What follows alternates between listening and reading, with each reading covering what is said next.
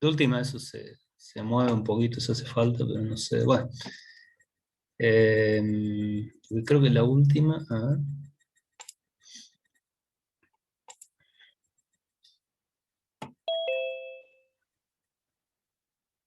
Mm,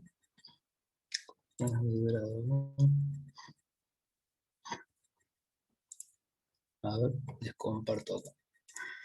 Profe, ¿hasta qué clase entraría el parcial? Hasta la anterior, digamos, al parcial.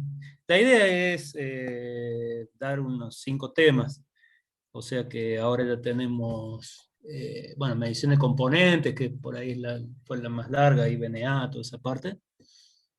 Eh, Después tenemos amplificadores de audio, TDR. Después, bueno, hoy vamos a empezar a ver una que es más cortita, que es osciloscopio de almacenamiento digital, que eso suma un poco algunas cosas a lo que ya vieron de osciloscopio. Y después está analizador de Fourier. La idea es tomar esas 5, pero lo mismo, no se preocupen que se va a tomar hasta lo que se llegue a la clase anterior al parcial, ¿no? Que digamos, no va a ser más que esas 5 unidades, cuanto mucho podría ser no sé, que de la última se tome un poquito menos, vemos, a ver cómo andamos con el tiempo.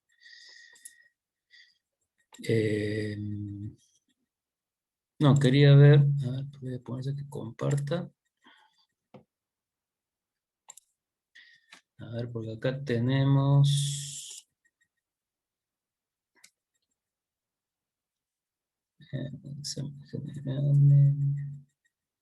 Ah, no, está bien, 28 la última. O sea que, sí, en principio el 28 tendríamos el parcial, a ver. Claro, o sea que nos quedaría, bueno, 7, 14, y no sé ahí con el 21 cómo es el asunto, pero bueno, por lo Feriado en pronto un principio. el 21. Está. Bueno, vemos, si es feriado entrará hasta la del 14 y bueno, si hasta la del 21. Esa es la idea. No sé si el mismo 28 tienen algún otro parcial, algo, no sé. Se está viendo el tema con sistema de control. Mm. Bueno, cualquier cosa ténganme al tanto. Digamos, eso se puede, no sé, por ahí de última podría hablar con Denny a ver si se puede. Pero bueno, en principio yo lo pongo el día del teórico, un día del teórico. Pero bueno, si llega a haber algún problema se puede ver de pasar ahí alrededor de esa semana. Así que bueno, cualquier cosa lo vamos viendo. Bueno, entonces había quedado un... Ah, voy a poner que grabe. Ah, cierto que en este tema para... Bueno. Eh, no, y voy a poner esto para...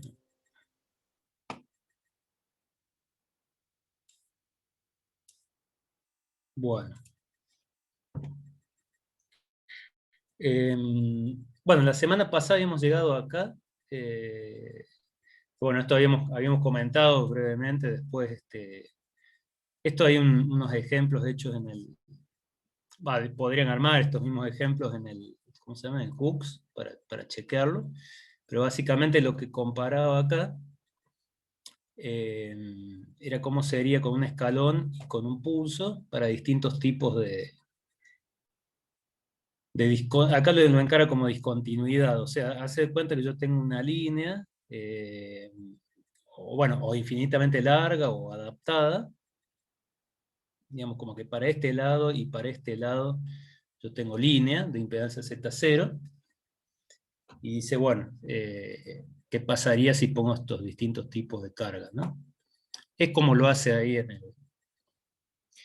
el libro que usamos de referencia para esto, digamos, todo lo que es pulso y lo que son simulaciones así en el Cooks.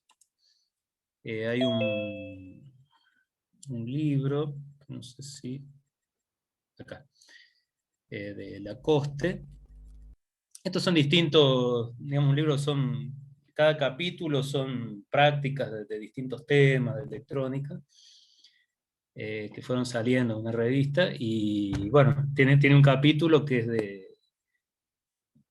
¿cómo es? De TDR, y está todo armado con simulaciones de Cooks, compusos, y ahí tienen estas simulaciones también hechas. Entonces, bueno, él lo había armado así, pero bueno, no, a partir de eso puede hacer distintas variaciones. Pero acá, por ejemplo, dice, bueno, si yo tengo una línea que está adaptada y le pongo una resistencia en paralelo, como que la resistencia total va a disminuir, porque le estoy poniendo algo en paralelo. Entonces, en escalón haría una cosa así, y en pulso haría esto. ¿Alguien se da cuenta por qué, digamos, cómo puedo relacionar esto de acá, con esto de acá? Digamos, digamos ¿por qué esto responde así? Por supuesto que esto es más imperfecto que esto, ¿no? Esto es un dibujo hecho a mano, ¿no? Sería como una cosa media así. Pero, digamos, ¿cómo poder relacionar con esto? No sé si a alguien se da cuenta.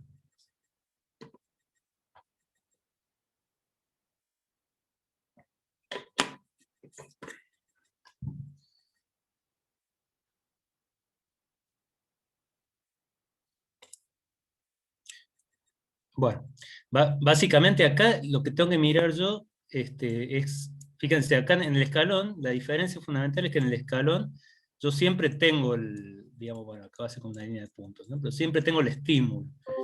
Entonces tengo que ver, para saber cómo es la carga, tengo que ver cuánto me varía con respecto al escalón original, ¿no? Entonces acá, yo lo que tengo que ver es este pedacito, cuánto baja, ¿no?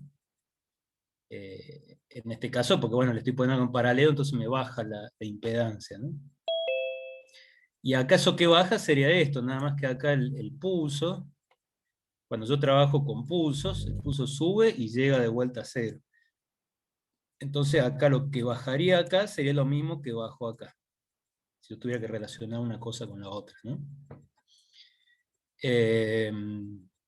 Bueno, es importante, pero por ahí si uno tiene que decir, bueno, ¿cómo sería si pongo un pulso? O tener el pulso, ¿cómo sería si pongo un escalón?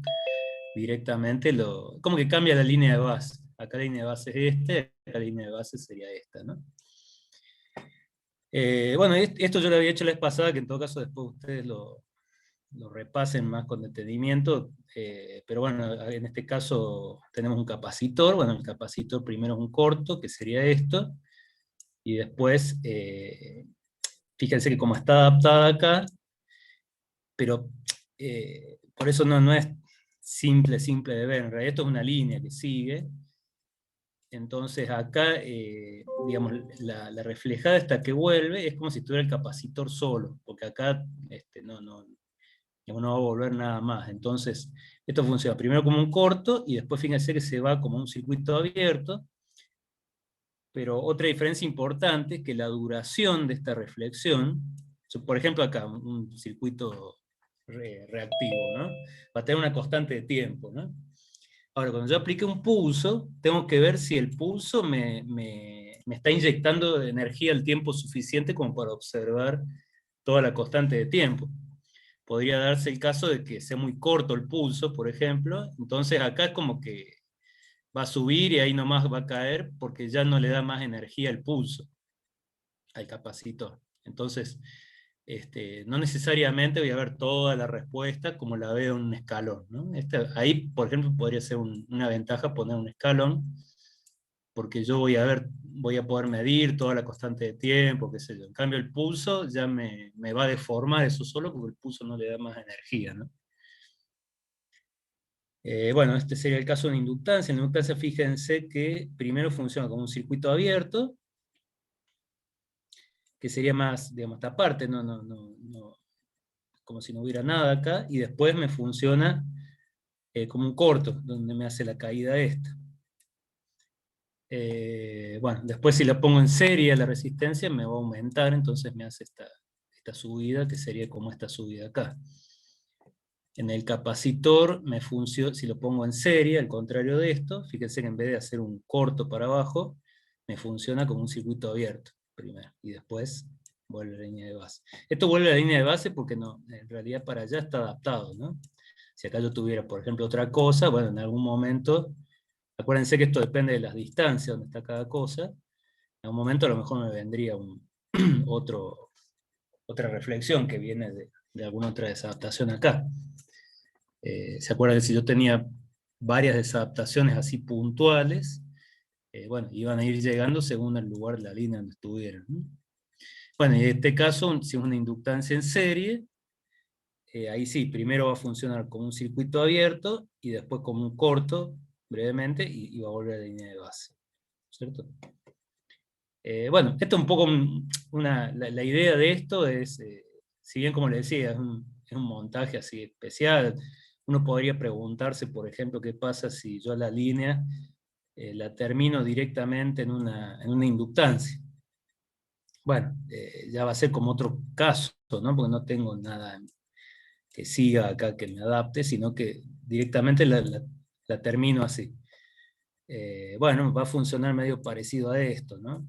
Primero va a ser un pico hacia arriba, después va a funcionar como un corto y va a quedar así.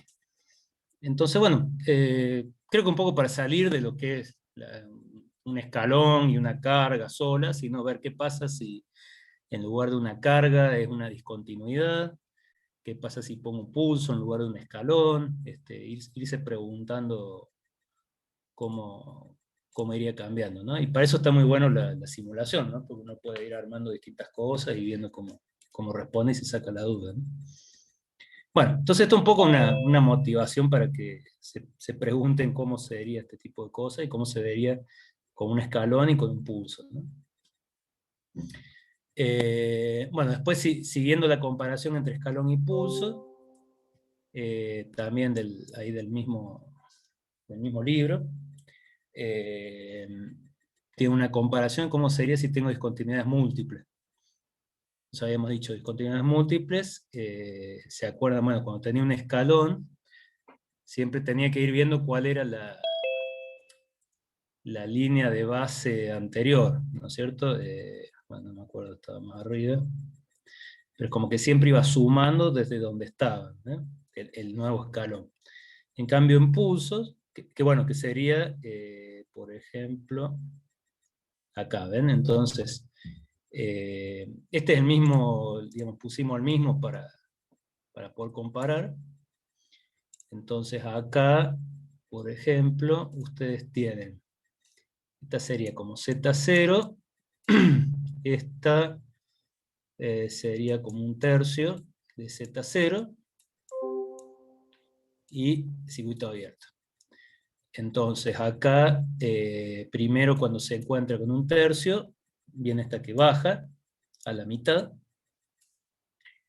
y después se acuerdan que lo que veíamos la vez pasada, lo que va a subir es a partir del nivel que yo tenía antes, ¿no? Entonces cuando vuelva, qué sé yo, tengo circuito abierto, acá una parte, como viene de una menor a una mayor, cuando me vengo para acá, va a subir el nivel, y ese nivel va a ser este nuevo, ¿no?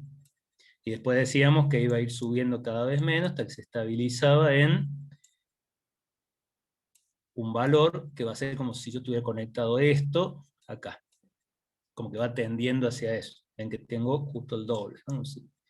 Como si no hubiera tenido estas discontinuidades y directamente hubiera tenido un circuito abierto, ¿no? Ese sería el valor final. Bueno, en un escalón va a pasar eso, como que va a ir sumando hasta llegar a eso.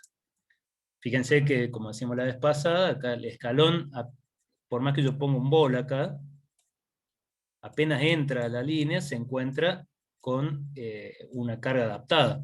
Por eso sube nada más que a 0,5. Y después, a medida que van volviendo las reflexiones, tiende a algo como si yo lo hubiera conectado a un circuito abierto acá. Nada más que después de un cierto tiempo, porque la desadaptación está acá. Entonces, me va a tender a un valor como si yo le hubiera conectado un osciloscopio, una impedancia muy alta, ¿no? Ese sería el valor final. Bueno, ¿cómo sería eso? Esto sería con un escalón, ¿no? ¿Cómo sería con un pulso? Fíjense, el pulso cae y queda en cero. Entonces, estos mismos valores son los mismos, nada más que acá, en lugar de venir de acá, viene desde el cero, siempre viene desde el cero. ¿Bien? Entonces son los mismos escalones, este, pero siempre desde el cero. Entonces, esa sería la diferencia. Esto es lo mismo, nada más que con excitación pulso y excitación escalón.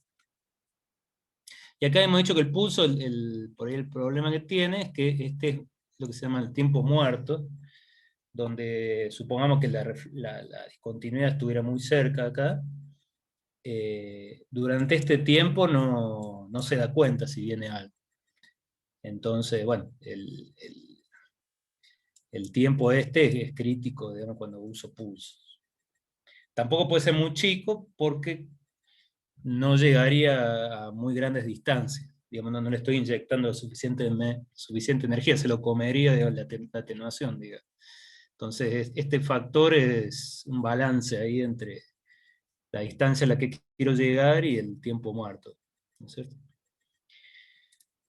Bueno, bueno, entonces eso sería un poco, ahí terminaríamos con todo el análisis de lo que esté. Y después acá al final hemos puesto, perdón, acá, bueno, acá tenemos un resumencito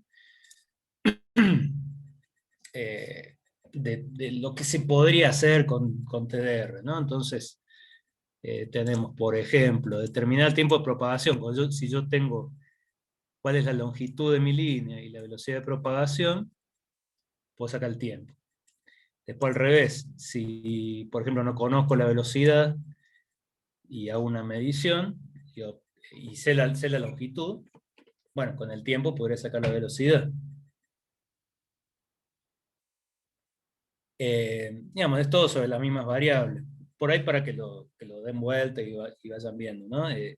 También puedo calcular longitud. Si yo sé la velocidad y mido el tiempo, puedo calcular la longitud.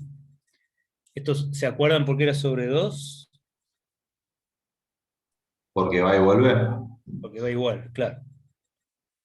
Bien. Después también, bueno, por supuesto esto. Bueno, esto es todo en el espacio, ¿no? No estoy midiendo tipos de carga, ¿no? Ahora, si quiero ver no solo los tiempos y las longitudes, sino qué carga tengo, o qué discontinuidad tengo, ya me va a hacer falta la atenuación para corregir, ¿no? Porque la atenuación siempre va a estar metida en todos estos niveles que yo mido, va a estar la atenuación, que la voy a tener que corregir, ¿no? O bueno, o ponerla en el instrumento, cuál es el valor y el instrumento me lo corregirá. Ahora, si no la conozco, bueno, la podría determinar. Entonces, eso se hace generalmente con un corto, entonces yo sé que lo que tendría que volver es menos EI. Entonces acá, bueno, con un corto debería ser una cosa así que baja, y cuando tengo atenuación me va a volver un poco menos, ¿no? Entonces, la atenuación es esto básicamente. Dijimos, menos 20 por el logaritmo de la que vuelve, o sea, esta, con respecto a la que debería volver, la teórica. Que habíamos dicho que generalmente se simplifica esto y me queda menos 10 por logaritmo de la real sobre la teórica. En un corto esto se simplifica porque bueno, la que vuelve la tengo que medir y la teórica directamente EI, o menos EI, ¿no?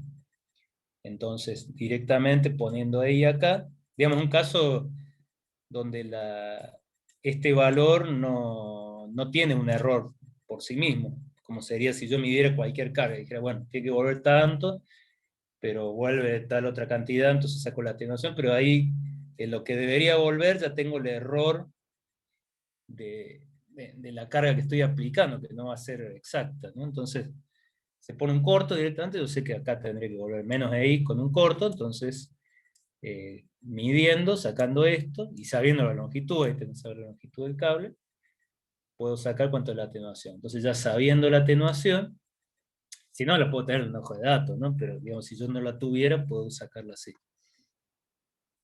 Y ya sabiendo eso, yo puedo ya empezar a medir, digamos, la atenuación me impacta en todo después, entonces tengo que saberla o calcularla. Ya sabiéndola, puedo evaluar distintas cargas. Entonces, en la carga hay dos cosas que puedo evaluar. ¿Qué tipo de carga es? Si es, bueno, si es reactiva o puramente resistiva. Bueno, la resistencia, qué valor tiene con respecto a Z0, si está por arriba o por abajo. Y si es reactiva, bueno, si es inductiva o capacitiva, si está en serie o en paralelo. Y después, eso sería mediciones más cualitativas. Y después, algo más cuantitativo ya sería calcular los valores, la parte reactiva y la parte resistiva, ¿no? A través de la constante de propagación, de la constante de tiempo, etc. Entonces, esto sería por ahí un pantallazo de lo que yo puedo medir con TDR, siempre hablando de la parte eléctrica, ¿no? Ya después con DENI van a ver una variante que OTDR, que es reflectometría para fibra óptica, ¿no? Bueno, y acá al final, de vuelta, esto no lo vamos a ver en detalle, pero yo les saqué algunas cosas que por ahí hay en algún cursito de reflectometría más práctico, o digamos, los manuales de los instrumentos, ya cuando es un reflectómetro directamente que entrega los resultados procesados, ¿no? Entonces, bueno, esto está extraído de cursos de algunos fabricantes. Saqué algunas cosas que me parecía poder estar buenas para que se diera más una idea en la práctica qué cosas se recomiendan, ¿no? Generalmente no se entra tanto en los detalles que hemos visto nosotros, sino que hay como, digamos, recomendaciones generales y casos típicos y cómo se evaluarían, ¿no? Bueno, entonces esto, vamos a comentar un par de cosas, después, la idea es que ustedes después le peguen una revisada para ver cosas, algunos aspectos prácticos, ¿no? Bueno, ¿para qué me sirve el TDR? Esto ya hemos visto bastante. También se usa, por ejemplo, para ver digamos, cuando tenían líneas telefónicas, momentos en que se cruzaban, digamos, conductores entre dos pares. En una cierta zona, digamos, yo cruzaba un cable de un par con un cable del otro par, digamos, por error. Entonces, esa es una de las cosas, por ejemplo, que era bastante útil en lo que es línea telefónica, en ese caso, ¿no? Después se utilizaban también unas bobinas de carga para, digamos, compensar la respuesta en alta frecuencia de esas líneas, y eso también. Bueno, entradas de humedad en el cable, derivaciones,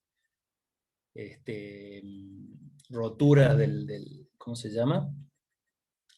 Del aislante exterior.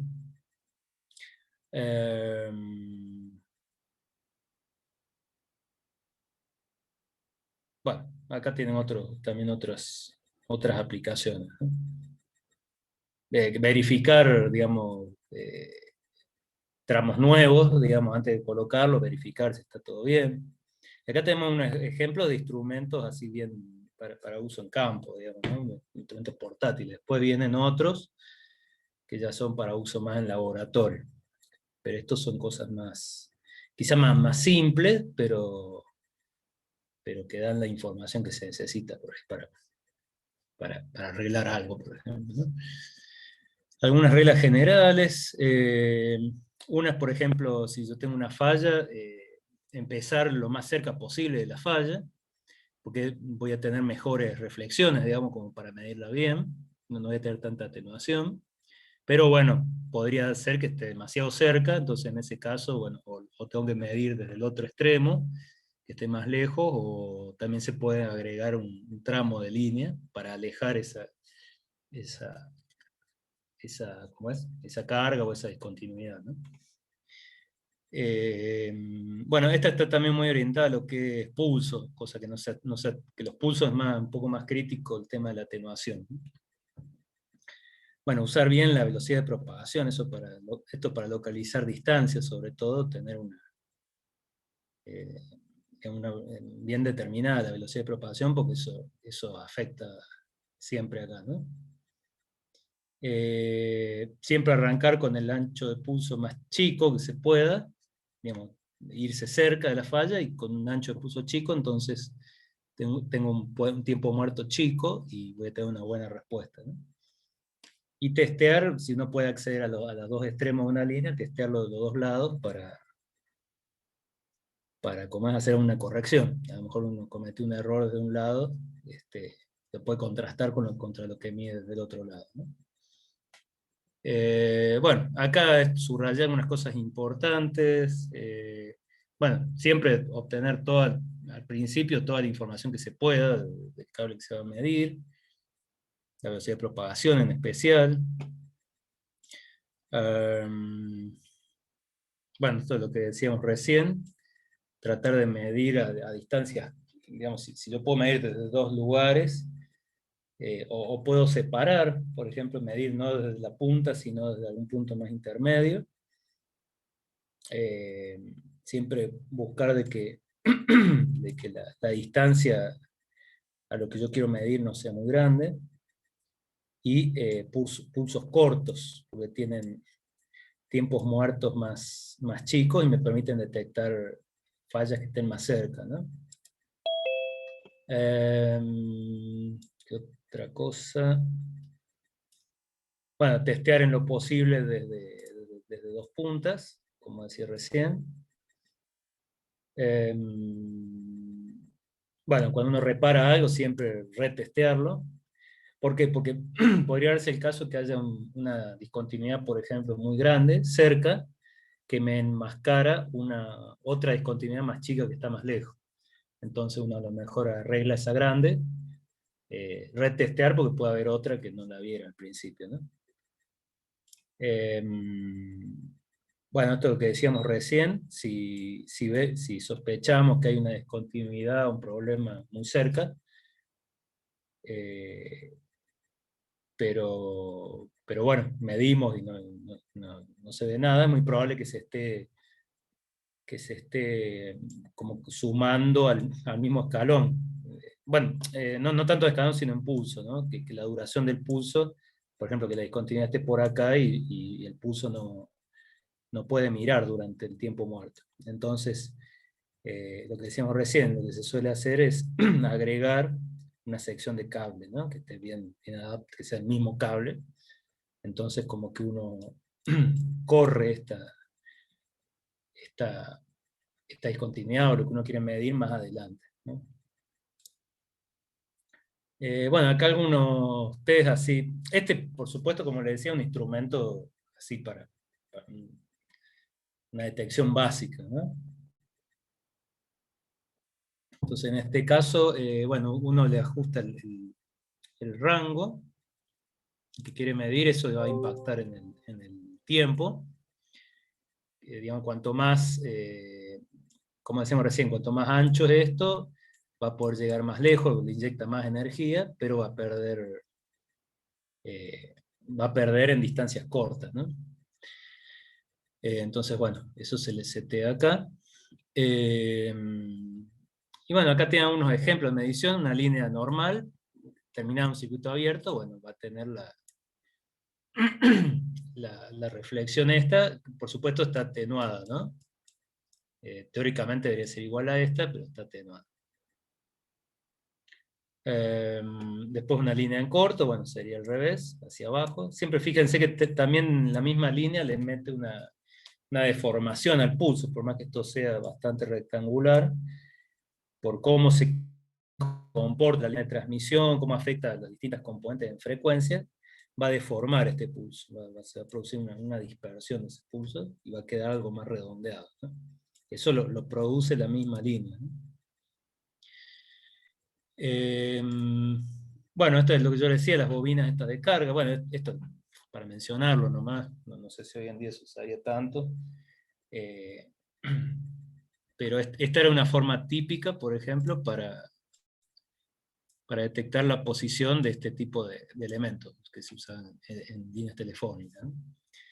Después, por ejemplo, cuando se metía agua en el cable, tenía un perfil como... Fíjese que acá ya son más como patrones, ¿no? Entonces dice que tengo una baja acá, digamos, un pozo, en el lugar donde empezó a entrar el agua, y después empieza a subir y hace este pico donde ya, digamos, sigue bien el cable, ¿no? Un bump donde ya no tiene agua el cable. Entonces uno podría ver a dónde tiene que ir a ver y por qué longitud está teniendo este problema, en qué longitud el cable, ¿no?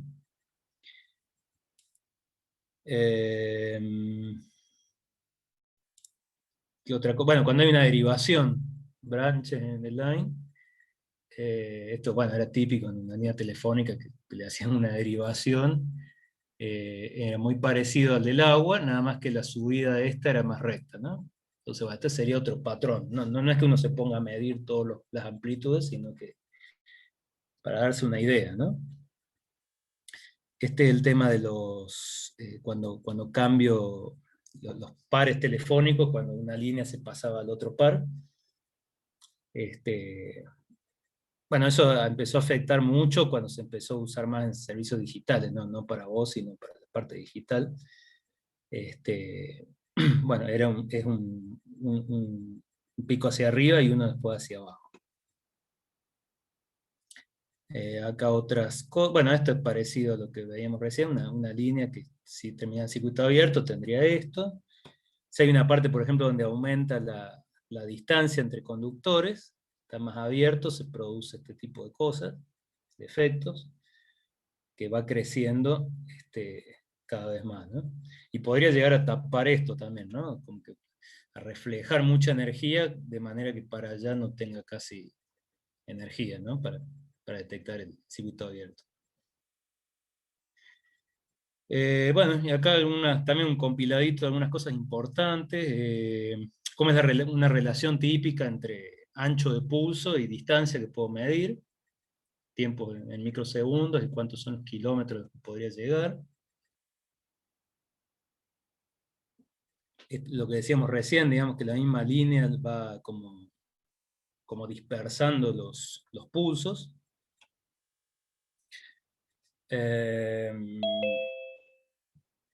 Bueno, acá el tema de la precisión, digamos, el ancho de pulso no se relaciona tanto con la precisión, digamos, eso va a depender mucho de qué tan bueno es el flanco que yo genero.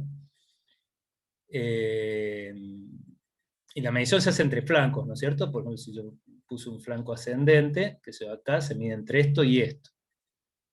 Lo que me afecta el ancho no es tanto la precisión en la distancia que yo mida, digamos, mientras yo tengo un buen flanco lo voy a poder medir bien, sino que lo que me limita es la mínima distancia a la que yo puedo medir. Pero no es que una vez que yo supere eso, si yo tengo un buen flanco, por más que sea ancho, voy a poder medir precisamente la distancia, ¿no? Bueno, esto es lo que decíamos recién, pulsos angostos me dejan ver fallas que estén muy cerca, pero no viajan tan lejos como uno más ancho, ¿no? Ahí está el compromiso. Por ahí una sería como decíamos recién, reparar si hay una primera falla para que no absorba energía y después inyectar de vuelta un pulso que no sea tan ancho, teóricamente debería llegar más lejos, ¿no? Bueno, esto cómo se vería si yo pongo un pulso muy ancho, ¿no? Y tengo dos reflexiones, medio que como que se superpondrían, ¿no? Este es el efecto de que no las voy a poder distinguir, ¿no? Bueno, la zona muerta, lo que decíamos recién.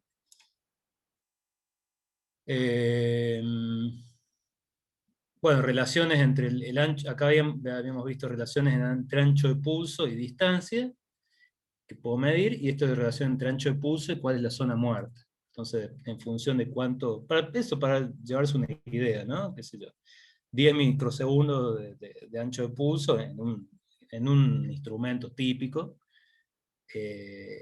representa más o menos un kilómetro en zona muerta, ¿no? Fíjense, como para tener una idea, ¿no? Después, bueno, también en función del ancho de pulso, ¿cuál es la frecuencia fundamental que yo estoy generando? Bueno, esta no sé si bien digamos, que tanto puede afectar. Bueno, y acá hemos visto el ancho, cómo afectaba la distancia, y acá se vería la amplitud, pues yo también puedo lograr más distancia aumentando la amplitud, ¿no? Algunos TDR pueden ajustar la amplitud del pulso que yo inyecto. Entonces, también tenemos más o menos, esto es muy, muy grueso, ¿no? Una idea de cuáles son las distancias que lograría con distintas amplitudes, ¿no? Bueno, esto, como les digo, la idea no es ponerse a estudiar cosa por cosa, sino tener un pantallazo de cosas un poco más prácticas, junto con lo que, bueno, con lo que le está dando Denis de OTR también, que es algo que se usa mucho también hoy en día. Pero bueno, esto también, más allá de que a lo mejor para líneas telefónicas y eso no lo usaría tanto hoy en día, pero todo lo que es TDR, digamos, eléctrico se usa también para, por ejemplo, cableados de redes, o como veíamos la vez pasando un PCB, uno podría llegar a determinar también un problema en pistas, un PCB, a través de reflectometría, ¿no? Bueno, eso también les recomiendo, el libro este tiene varios ejemplos, también digamos, arma ahí un PCB, hace mediciones sobre el PCB, los compara con la simulación, está bastante bueno. Bueno, acá entonces tienen la bibliografía, la bibliografía principal es la nota 62 de HP, hoy lo que es Keysight, le han cambiado el código, por eso que lo incluyo. Bueno, esta es más de aplicaciones. También, bueno, hay algunas cosas sacadas del profe que estaba antes en la materia. Esta es más práctico. Y estos dos son de dos fabricantes, Electrodata y Radio Detection, que es de donde está sacada esta parte. Bueno, esto sería entonces el teórico de TDR. No sé si alguien tiene alguna consulta de esto.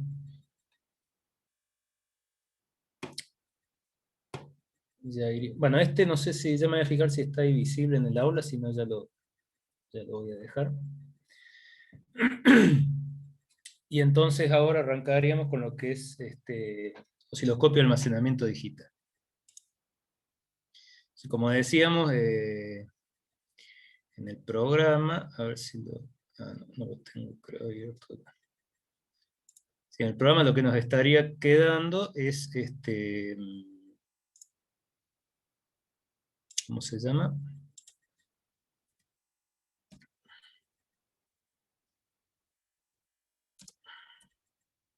¿Osciloscopios digitales? Claro, ahora, bueno, este es un programa tentativo porque lo fuimos acomodando un poco ¿cómo es? Con el tema del práctico, ¿no? Pero bueno, esto es un poco el plan, ¿no? Entonces, osciloscopio. Siempre, bueno, está esta otra unidad que generalmente no la terminamos incluyendo porque hay otros temas.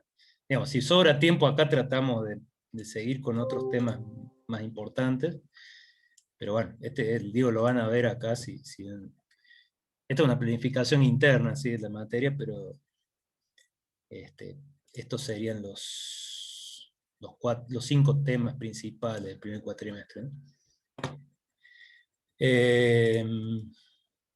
Bueno, entonces, la idea es un poco, la idea de esta unidad es, bueno, agregar algunas cosas, lo que ya han visto de osciloscopio, y ir apuntando hacia lo que es analizador de Fourier. Analizador de Fourier, por ahí lo que más nos interesaría después en esta materia, y entonces después uno lo combina con analizador espectro de barrido, y lograría lo que hoy se conoce como analizador de señales, que es una especie de combinación entre barrido y Fourier. Combina las dos técnicas. Entonces, es un poco la secuencia. Vamos, osciloscopio, después pasamos a Fourier, que generalmente, bueno, después cuando hacemos el práctico en laboratorio, lo de Fourier le sirve también para cuando tenga que hacer los ajustes para medir los amplificadores. Que hay un par de detallecitos cuando hacen SMPTE, por ejemplo. Bueno, ahí les sirve tener unos conceptos de Fourier para ver cómo ajustarlo para que se vean las componentes. Entonces esa es un poco la secuencia que solemos usar. Entonces, bueno, como les digo, este capítulo van a ver que algunas cosas ya las sabrán, o ya tendrán mucha idea, y otras cosas por ahí son un poquito, digamos, aporta más esta materia. Bueno, entonces vamos a ver, bueno, primero un repasito de para qué sirve el osciloscopio, qué tipo de señales tengo en general, una refrescada de varios conceptos, tipo de osciloscopio en general, y después ya vemos algunas cosas específicas del osciloscopio de almacenamiento digital. Bueno, entonces, como un primer repaso así de las señales con las que nos podemos encontrar, y qué nos interesa medir. En el osciloscopio, básicamente, si bien, bueno, uno puede hacer mediciones sobre las señales, por ahí una de las funciones que tiene, digamos que no la tienen otros instrumentos, sería poder ver la forma de señal, ¿no? O sea, esa es una cosa, por ahí lo primero que uno buscaría con el osciloscopio, a ver si tengo la señal distorsionada, si tengo lo que yo esperaría tener, digamos, si es una señal repetitiva, si tengo algún glitch, cosas que hacen a la forma general de la señal. Y después sí uno empezaría a medir ciertas propiedades de esa señal. Entonces, bueno, algunas propiedades importantes sería la amplitud de la señal, puede ser, bueno, en general valor pico, valor RMS, cosas más gruesas. La fase, que bueno, eso tengo que tener una referencia, a ver cuál es el corrimiento entre dos ondas idénticas, o una onda respecto a una referencia, en radianes o en grados. El periodo, eso, o en señal repetitiva, no tiene que pensar que por ahí, con osciloscopio analógico sobre todo, uno ya medio sobreentiende que le apunta a señales repetitivas, y las de disparo único ya es medio más complicado. En cambio, en los de almacenamiento digital, no es tan crítico eso, sino que la de disparo único es bastante más natural medirla. Pero bueno, con medio periodo tiene que ser repetitivo, ¿no? Y asociado con el periodo, la frecuencia, que es la cantidad de veces en un determinado tiempo en que se repite la onda a sí misma. Si es en un segundo, la unidad de Hertz, ¿no? Estos serían respecto a las propiedades en general que a mí me interesaría medir. Después, en cuanto a las formas que me puedo encontrar, formas comunes, podrían ser, bueno, senoidal, la senoidal o la sinusoidal en general, o sea que sería como una senoidal que puede tener un determinado desfasaje, entonces no es ni seno ni coseno, es una sinusoidal. O sea, lo importante de la senoidal, y para lo que se usa mucho, es para, por ejemplo, analizar distorsiones, porque yo después, combinando senoidales, puedo obtener cómo sería la forma en general a través de Fourier, ¿no? Digamos, la forma de toda la señal, ¿no? La sumatoria de todo eso. Otra forma importante es la cuadrada y la rectangular. Bueno, se diferencian más que nada en que si es de igual o distinta duración, los dos niveles, digamos, si yo digo si es cuadrada o rectangular. Después la triangular y diente de sierra, que digamos, se relacionan también, unas son dos rampas, otra una rampa y un flanco. Bueno, escalón y pulso. Esto es un disturbio, bueno, esto en realidad, cuando digo escalón o pulso, es un disturbio único, ¿no es cierto? Y después tengo un tren de pulsos, que sería una serie periódica de pulsos, ¿no? Digo para aclarar por ahí algunas diferencias.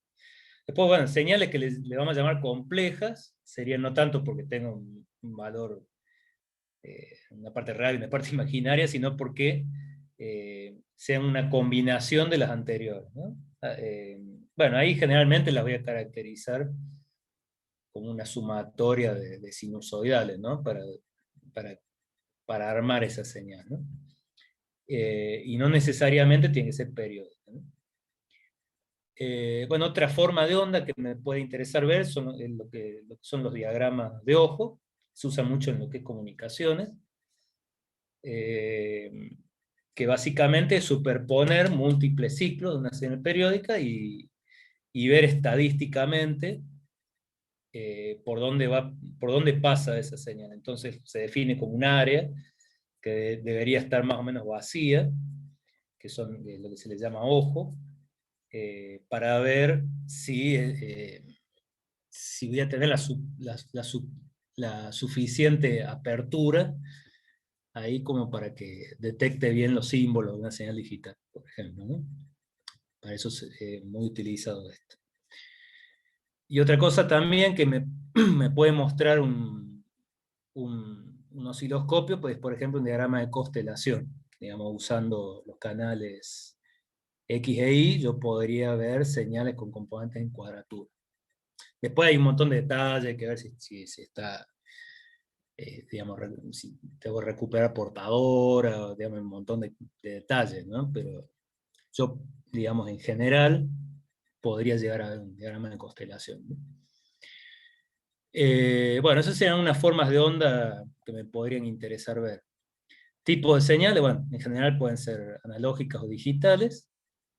Dentro de las digitales, tenemos que diferenciar, bueno, por el lado del tiempo, son discretas, o sea, son válidas en determinados tiempos, y por el lado de la amplitud son cuantizadas, o sea, pueden adoptar un conjunto de niveles predefinidos, ¿no?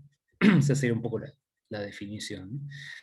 En cuanto a las digitales, ya vamos a ver que el osciloscopio por ahí está preparado, el osciloscopio de almacenamiento digital, está preparado para para medir señales analógicas sí, digamos analógicas o bueno, cuanto mucho digitales, pero que apuntan a representar una señal analógica, ¿no? ¿Por qué? Porque tienden a tener, no sé, cuanto mucho 4 entradas, e internamente como que dividen esas entradas, que son pocas, en un conjunto de líneas que son digitales, ¿no? A través del ADC. Pero eso es interno, digamos, yo no puedo interpretar esas líneas externamente como líneas digitales separadas. Entonces está muy armado para medir señales analógicas. Después, hoy en día, vienen combinaciones, que es el osciloscopio de señal mixta, que sí, tiene como otra sección con un conector donde ustedes pueden ver línea por línea. Entonces meter un bus digital, por ejemplo, y analizar cada uno de los bits de ese bus, o agruparlos distintos, digamos, pero bueno, ese es un tipo de osciloscopio particular, ¿no? Bueno, digamos, ¿para qué se usa básicamente el osciloscopio y cuáles son algunos tipos importantes? Bueno, básicamente el osciloscopio muestra una variable en función de otra.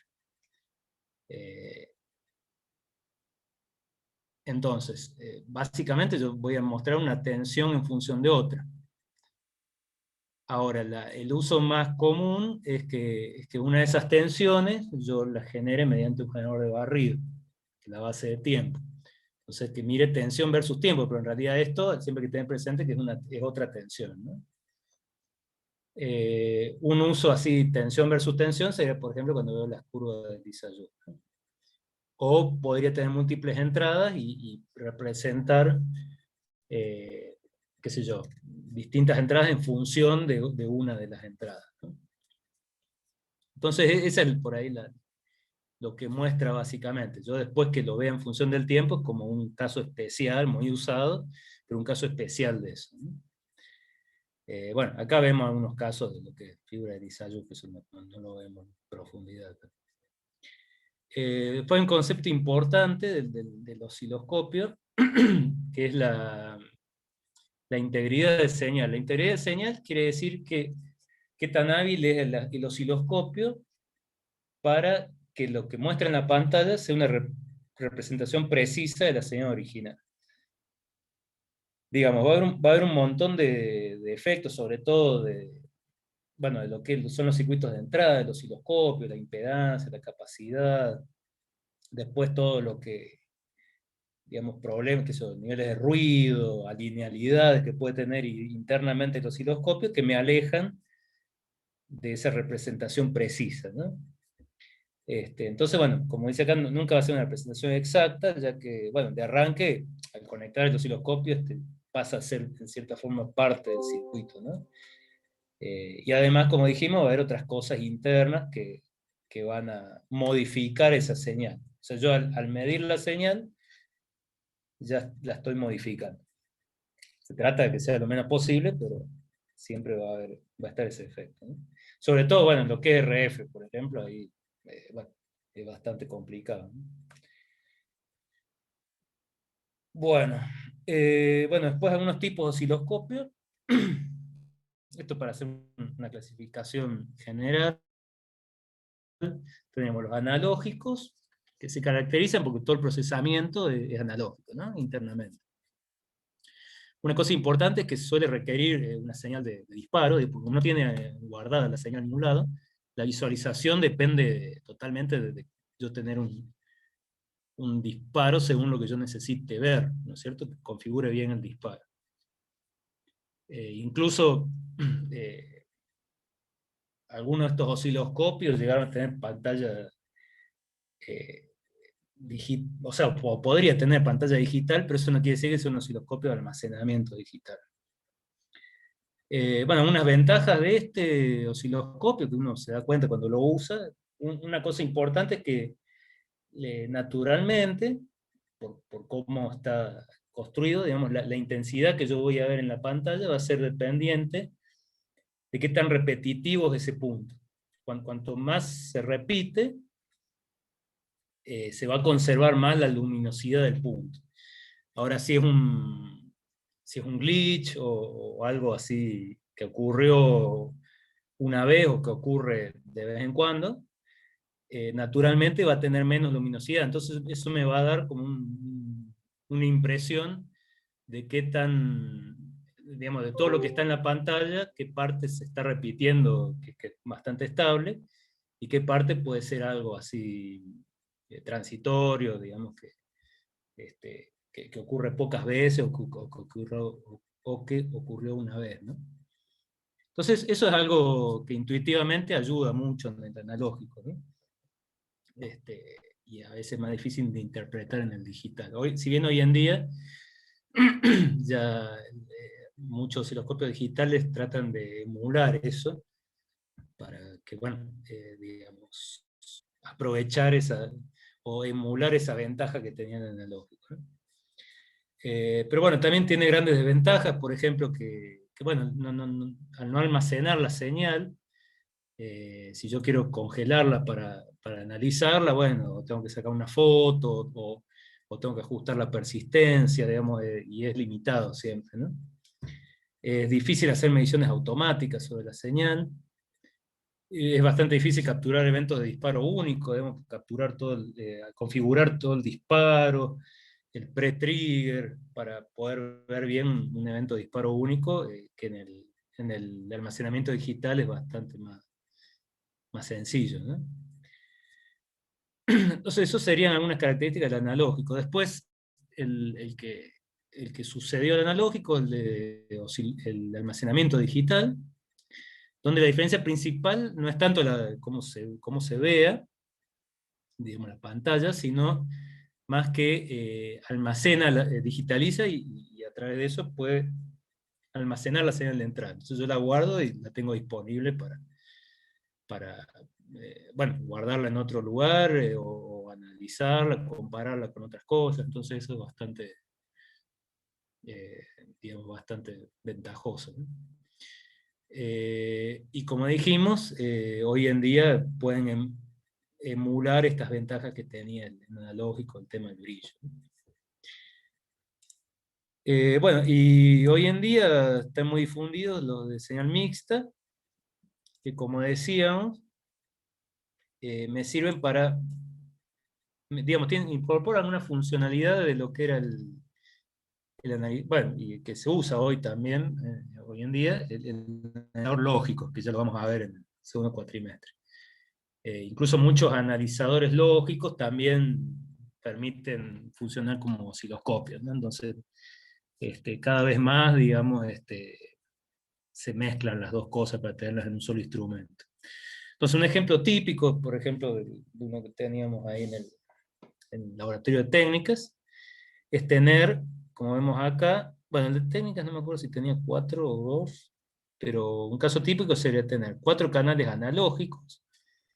Les llamamos analógicos justamente por eso, porque buscan medir una señal que es analógica, internamente después la digitalizan, pero no, digamos, apuntan a interpretar, por ejemplo, no sé, 12 bits como una sola señal, ¿no? No tienen un sentido cada bit por separado, sino en conjunto, ¿no?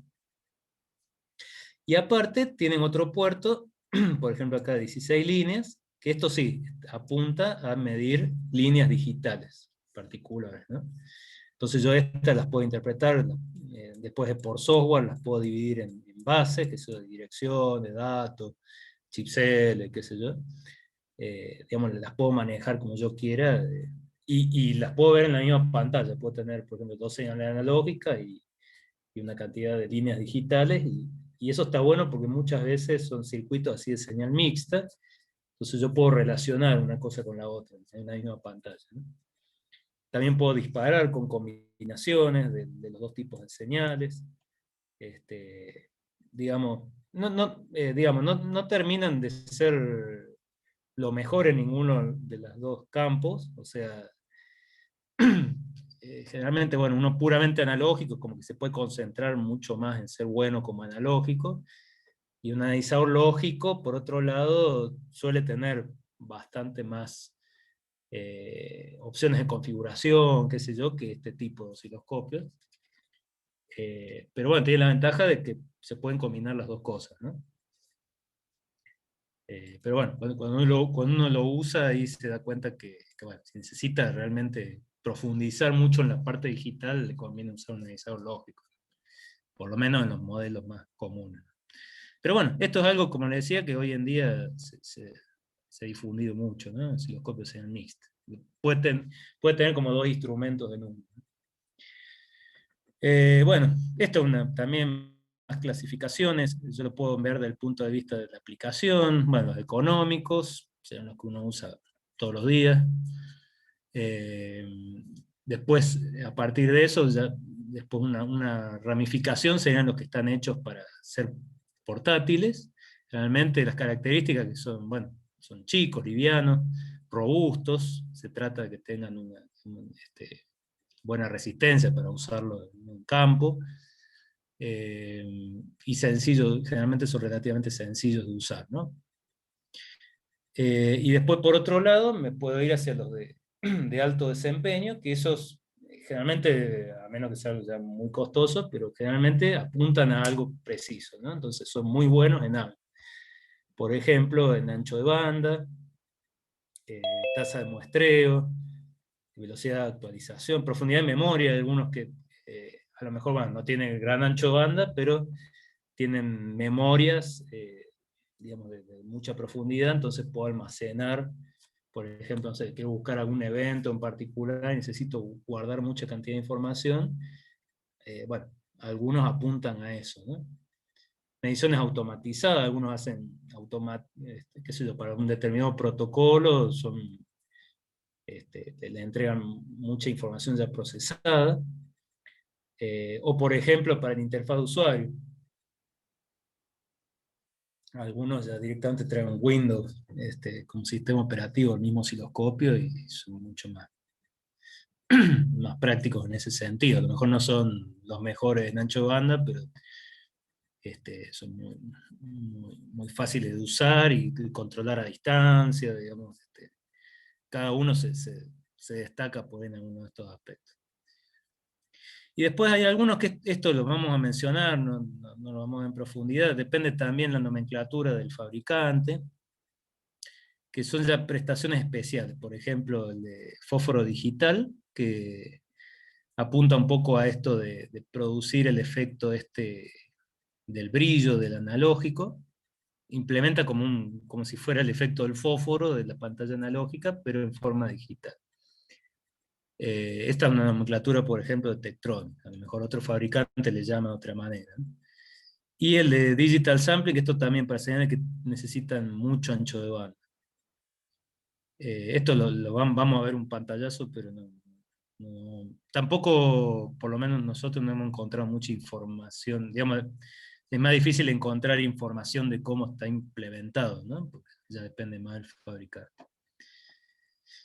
Bueno, esto es un repaso rápido de lo que sería el almacenamiento. Fíjense, los primeros almacenamientos parece un analógico, pero uno ya empieza a ver cosas como almacenamiento acá, configuración del almacenamiento, cursores, mediciones, ya en forma más automática, que ya me están diciendo que es un osciloscopio de almacenamiento digital, por más que tenga este aspecto, ¿no?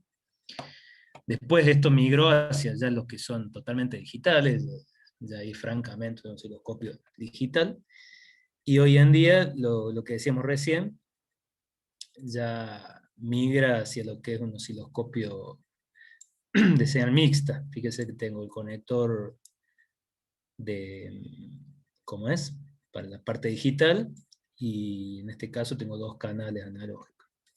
Y ven que acá es lo que decíamos, tengo yo todas las señales digitales, y a su vez puedo superponer, o bueno, dividir la pantalla para mirar también las analógicas. Bueno, esto es un pantallazo de vuelta, ¿no? Tampoco nosotros sabemos bien cómo es la arquitectura de esto, pero básicamente esto está sacado de una nota de aplicación de Tektronix. En el de fósforo digital tengo como un camino de alta velocidad en tiempo real que me permite, digamos, realzar con distintos colores o con más intensidad las partes que son muy repetitivas, ¿no es cierto? Entonces captura, por este camino, captura a alta velocidad, digamos, todas digamos, las que se repiten mucha cantidad de barridos, que son estas. Y después por otro lado, fíjense que acá, por ejemplo, más suave, o en este caso en distintos colores, en azul, captura eventos así de transitorios, glitches, cosas de disparo único, ¿no? Entonces acá, por ejemplo, en rojo les marca lo que es muy repetitivo, y en otros colores le diferencia lo que sucedió un par de veces, nada más. Bueno, entonces esa es una forma de emular un poco lo que sería el analógico. Y este es un ejemplito ¿cómo es? Muestreo Digital Sampling, que esencialmente este Digital Sampling lo que hace es no poner, fíjense antes del muestreo, digamos, acaso todavía no hace digitalización, pero ya hace un muestreo, y lo que hace es no ponerle nada antes que le pueda bajar el ancho de banda. Funciona como una punta muestreadora, parecido a lo que veíamos en el voltímetro vectorial, por ejemplo, ¿no? Entonces el amplificador, ya vamos a ver que, bueno, uno de los elementos importantes es el amplificador o el preamplificador. Normalmente está antes del muestreador para llevarlo al rango ideal para el ADC. Pero acá directamente la señal de entrada la manda al muestreo. ¿Cuál es la desventaja de esto? Que no tengo mucha posibilidad de ajuste de la señal de entrada. Como la señal de entrada se manda directo acá, entonces no tengo, digamos, esta señal de entrada está limitada a ciertos valores de tensión, y de impedancia, porque tratan de no ponerle nada acá que pueda afectar el ancho de banda. Entonces entra lo más derecho posible al muestreador y después sí la procesa. Se usan lo que es alta velocidad, por ejemplo, para comunicaciones, ¿no? Entonces por ejemplo, para comunicaciones ópticas, bueno, velocidades acá de 400 GB, que cosa, necesita mucha velocidad, no le pone nada acá que le pueda le pueda afectar la velocidad, ¿no? Bueno, entonces eran dos casos así más especiales.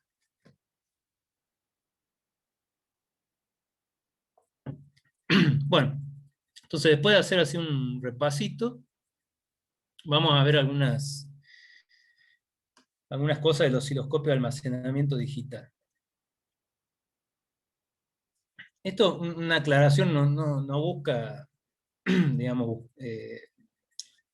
encontrar una arquitectura que cubra todos los modelos osciloscopios de almacenamiento digital que existen, porque cada fabricante lo implementa un poco distinto, sino bueno, busca encontrar un diagrama de bloque general y sobre ese diagrama en bloques, que como les digo, puede ser que en algún instrumento sea un poco distinto, pero digamos, sobre esa base poder analizar un poco cuáles son las funcionalidades que tiene el instrumento, ¿no?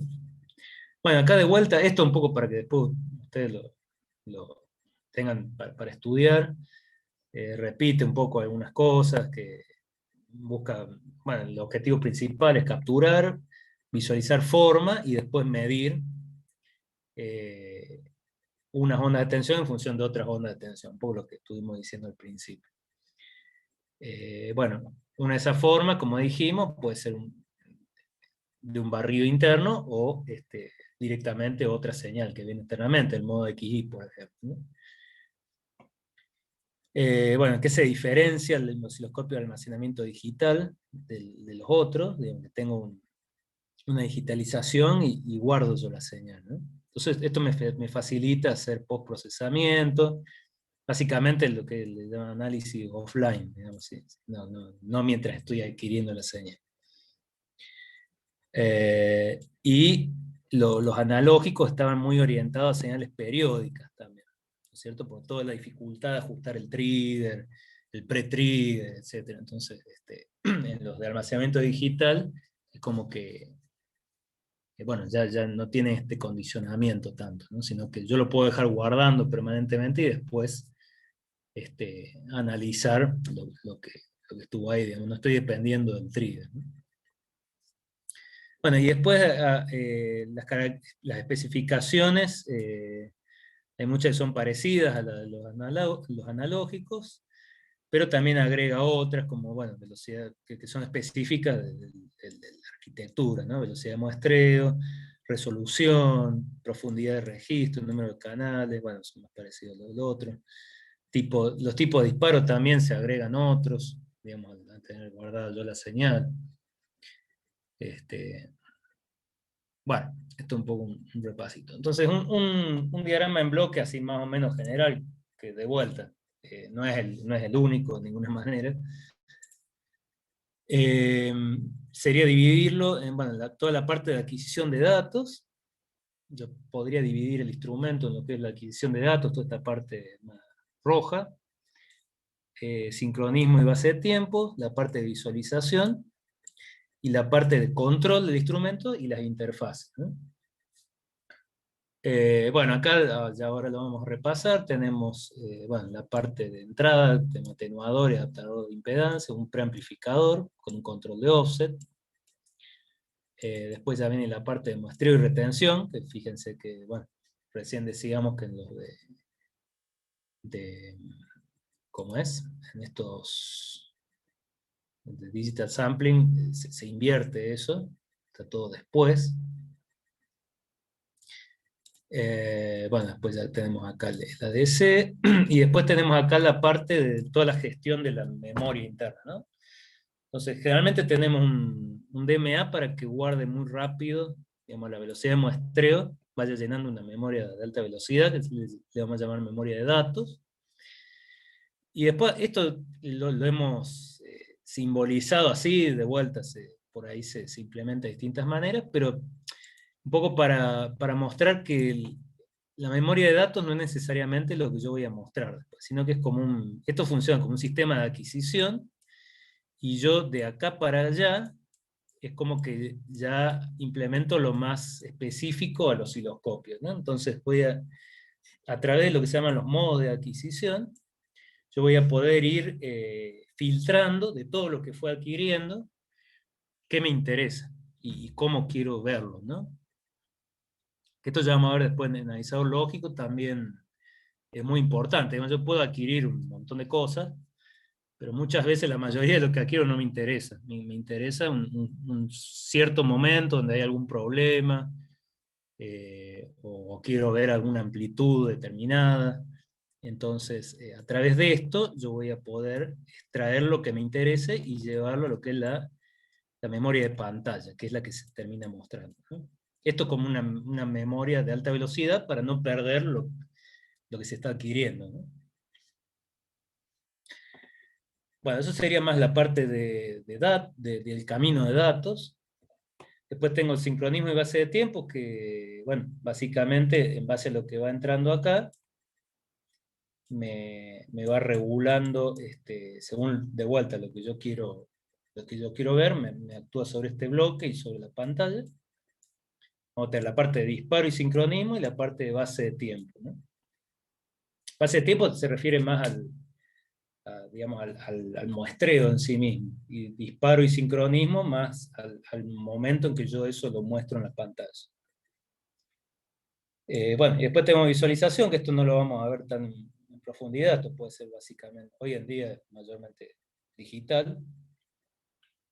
Y después toda la parte de control de interfase, que tampoco, eso depende mucho del osciloscopio, realmente, bueno, no tengo interfaz de usuario, interfaces para comunicarme, poner el instrumento en una red o conectarlo a una computadora, almacenamiento en un pendrive, un disco, la parte de impresión.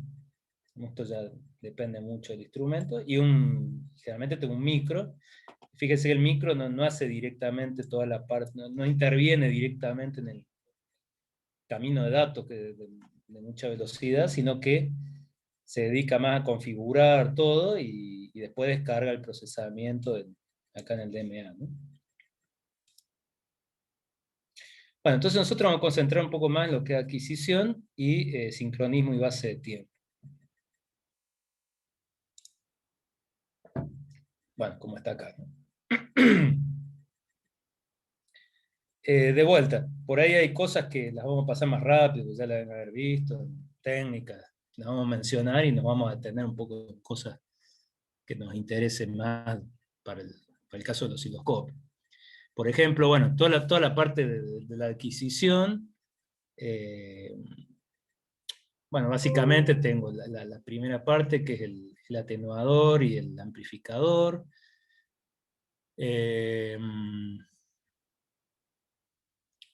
Bueno, como la tensión de referencia del ADC generalmente se deja más o menos fija, porque es lo que determina la exactitud en amplitud, por eso voy a necesitar un atenuador y un preamplificador. Digamos, yo no voy a estar moviendo generalmente la tensión de referencia del ADC.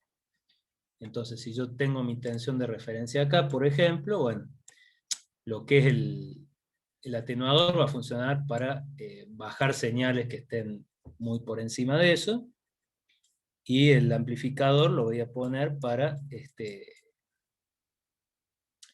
señales que están muy por debajo, y que, bueno, cuando están muy por debajo, el problema es que yo perdería resolución. Acá, por ejemplo, aprovecharía, no sé, hasta la mitad del rango del ADC, ¿no? Entonces, es como que tendría relativamente escalones muy grandes respecto a si yo la llevara acá, ¿no? Aprovecho todo el rango.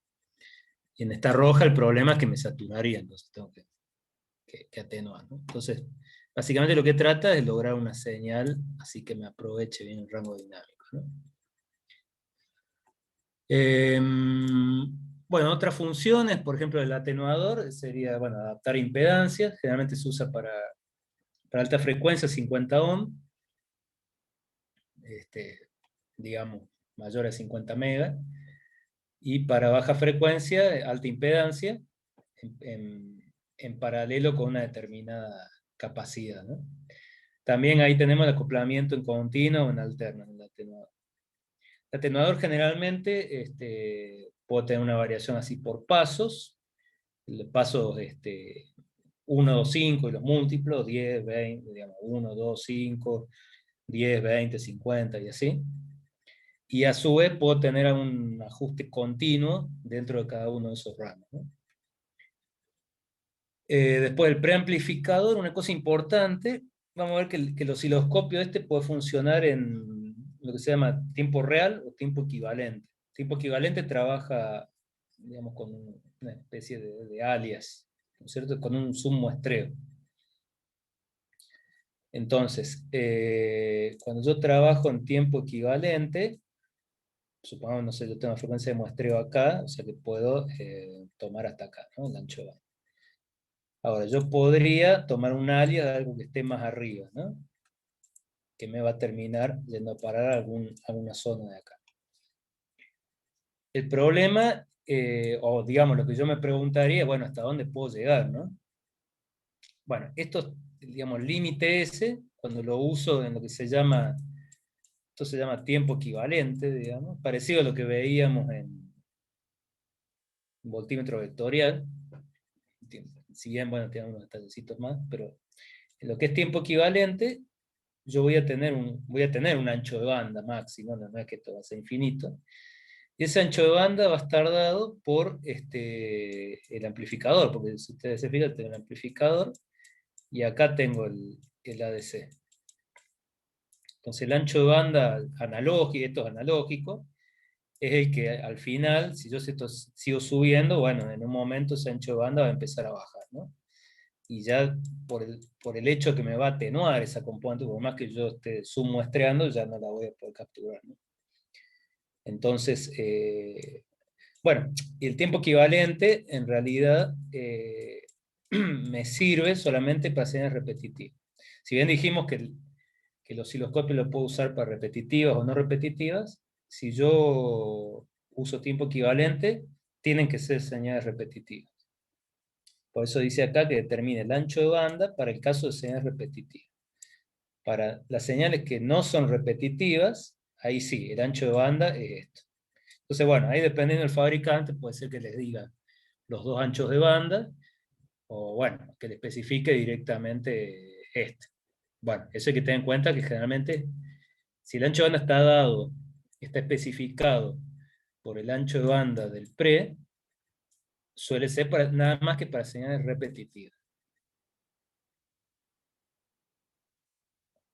¿Cuál sería el ancho de banda de una señal no repetitiva, digamos, si no se repite?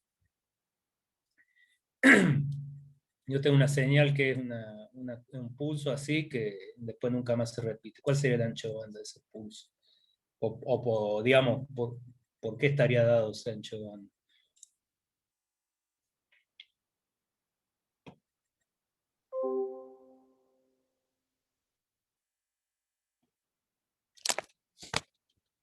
Ahí ya está muy, muy quemado.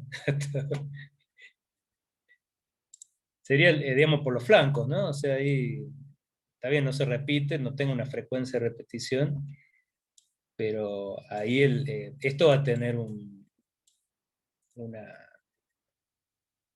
bueno, esto vendría de la transformada de Fourier, ¿no? Va a tener un determinado espectro, y bueno, el ancho va a estar dado por qué tan abrupto es este flanco. Si este flanco se hace así más redondeado, como que esto va a caer más rápido, ¿no?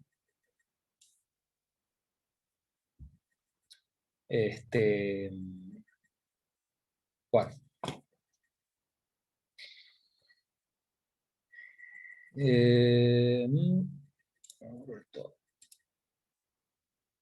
Bueno, otra cosa, bueno, también este preamplificador tiene sensibilidad variable.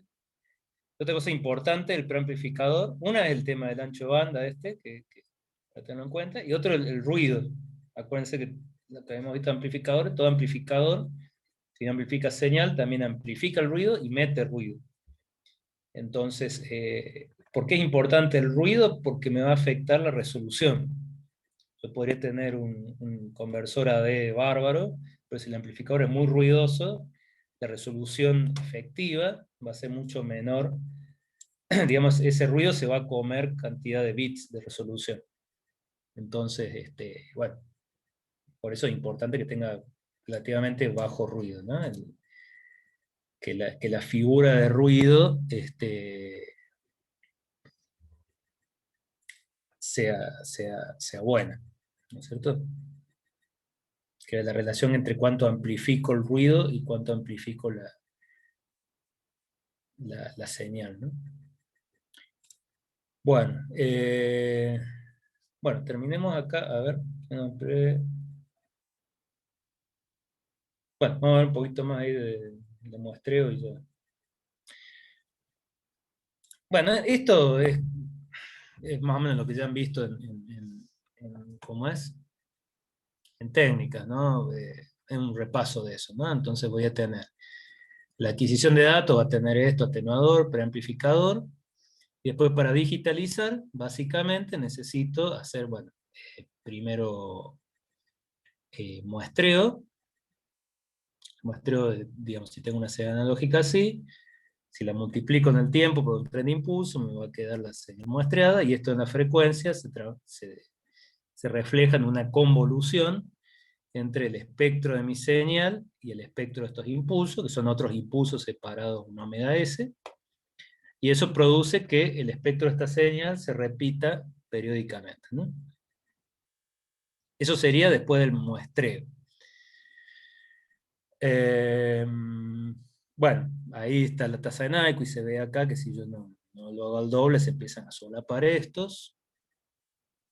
Bueno, y para evitar eso, se coloca un filtro antiaire, ¿cierto? Básicamente para sacar componentes que puedan estar en la entrada del osciloscopio y que estén por encima del...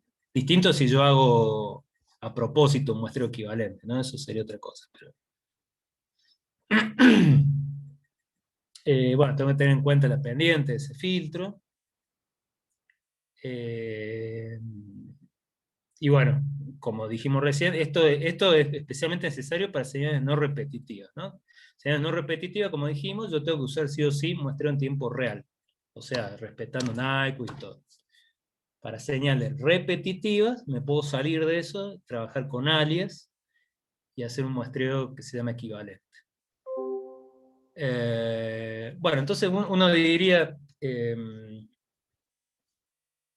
digamos, lo que es tiempo real, cuál es el ancho de banda de mi osciloscopio, ¿no? Yo estoy muestreando en esta frecuencia, quiere decir que, bueno, puedo llegar acá hasta fs sobre 2, ¿no? Entonces acá hay otro detallecito importante, que uno diría, bueno, ¿cómo especifico? O sea, uno podría decir, bueno, tengo un ancho de banda de fs sobre 2, ¿no?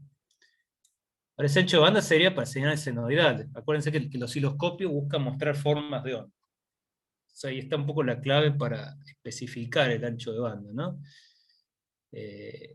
Y también lo que aprovechan esos fabricantes para especificar ancho de banda, que no son realistas, ¿no? Si yo dijera que yo puedo llegar hasta este punto con mi señal, tendría que aclarar que tiene que ser una señal senoidal pura.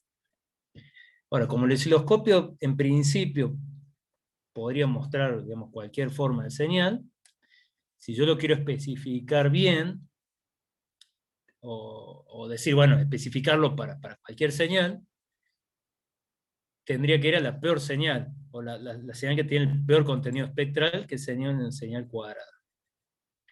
Entonces, en ese caso yo especificaría cuál es la frecuencia fundamental de esa señal. Entonces, en ese caso, es aproximadamente, lo que se hace es buscar bueno, va a tener componentes cada vez más chicos. Teóricamente van a ser infinitas componentes, pero en la realidad, por cómo son los flancos y qué sé yo, va a ser componentes cada vez más chicas, y en un momento se van a meter por debajo del ruido del osciloscopio. Entonces ahí se considera que ya, bueno, no puedo mejorar más la fidelidad del osciloscopio a la señal, ¿no? Ya tengo ruido. Generalmente suele estar en la décima armónica, ese valor. Por eso, si yo lo voy a especificar para una señal general, yo elegiría la peor, que es la cuadrada. Y en ese caso, la fundamental de esa cuadrada estaría 10 veces por debajo de Fs sobre 2. Esa sería la que yo tendría que especificar si lo dijera para señales no senoidales generales, ¿no? Entonces, en ese caso, acá hay un ejemplito, si esta fuera 1 giga, acá tendría 500 megas, y entonces yo diría, bueno, si ese, por supuesto que acá no va a ser exactamente esta, ¿no? Porque tengo un filtro, qué sé yo, entonces sería siempre un poco más abajo, ¿no? Pero digamos que fuera ideal, yo diría, bueno, si es senoidal, sí, puede ser hasta 500 megas, pero como dijimos, el osciloscopio no separa componentes, sino que me va a mostrar la forma. Si yo me quiero asegurar que no importe la forma que le ponga el osciloscopio, me va a seguir siendo fiel a la forma, voy a especificarlo para el peor caso, que sería la cuadrada. En ese caso, sería 10 veces por debajo de eso. O sea, 50 megas. Esa sería una especificación, digamos, bien general, teniendo en cuenta que el osciloscopio puede recibir cualquier forma de onda, y que, como dijimos hace un rato, el primer objetivo del osciloscopio es mostrarme qué hay en la placa o en lo que estoy midiendo, ¿no? Y yo voy a confiar en lo que me muestre. Entonces, por eso se hace esta especificación más pesimista. Pero bueno, depende de lo que quiere el fabricante, ¿no? Bueno, ese es otro punto importante en cuanto al muestreo, ¿no? Bueno, después de tener la retención, que esto no vamos a abundar mucho, ya lo han visto, bueno, tengo el muestreo, y acá esto sería un circuito súper simple, lo que sería la retención. Voy a tener un elemento capacitivo acá, que en un momento voy a tener un pequeño tiempo de carga, y durante el tiempo restante se abre acá, se cierra acá tengo un circuito de alta impedancia, y se mantiene el valor que tomo. Bueno, ¿por qué va a estar determinado, digamos, en términos generales, ese tiempo que tiene que mantener la retención? Bueno, por el tiempo de conversión del ADC. ¿No es cierto? Ese va a ser un poco el factor que me va a determinar el tiempo de hold, ¿no es cierto? Y en definitiva, la máxima tasa de muestreo, ¿no? Bueno, y esto sería un poco lo que veíamos acá, pero modificado ya con un tiempo de hold. Si agrego un tiempo de hold, ya no tengo impulsos, sino pulsos acá. Entonces, la diferencia sería que al tener un pulso, ya no son todos iguales los impulsos en la frecuencia, sino que siguen una forma tipo sinc, digamos, van disminuyendo, ¿no?